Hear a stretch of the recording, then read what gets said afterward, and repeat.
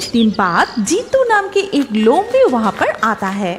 अरे वाह, ये नागिन तो बहुत सारे तरबूज उगाए हैं देख रहा हूँ। अब तो मैं ये सारे तरबूज को खाऊंगा और सारे पौधे को भी नष्ट कर दूंगा।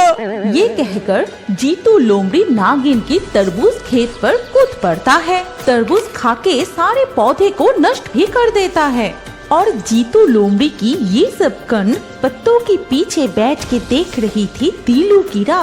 जीतू लोमड़ी, ये तुम क्या कर रहे हो?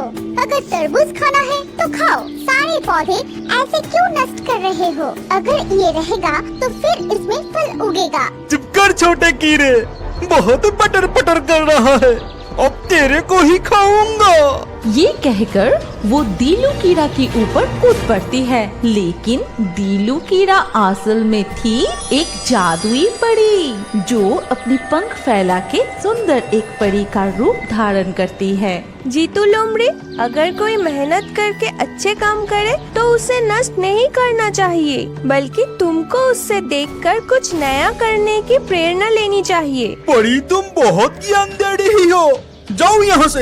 ये कह के लोमड़ी फिर से पौधे को नष्ट करने लगा। परी भी मकड़ी की जाल जैसा एक जाल बुन के लोमड़ी को कैद कर लेती है। फिर अगले दिन सुबह होते ही नागिन, ये क्या, मेरी तरबूज खेत की ऐसी हालत कौन की? हाय हाय हाय, अब मैं क्या करूँगी? रो मत नागिन, ये काम वो जीतू लोमड़ी ने किया। तुम फिर से खेती करो और मैं फूलों को परागित करके बहुत सारे तरबूज उगाने में तुम्हारी मदद करूँगी। लेकिन तुम कहाँ से आए और मुझे मदद क्यों करना चाहती हो? मैं हूँ दीलू कीड़ा। इतने दिनों से मैं वो छोटी कीड़ा थी, अब मैं तितली बन चुकी हूँ।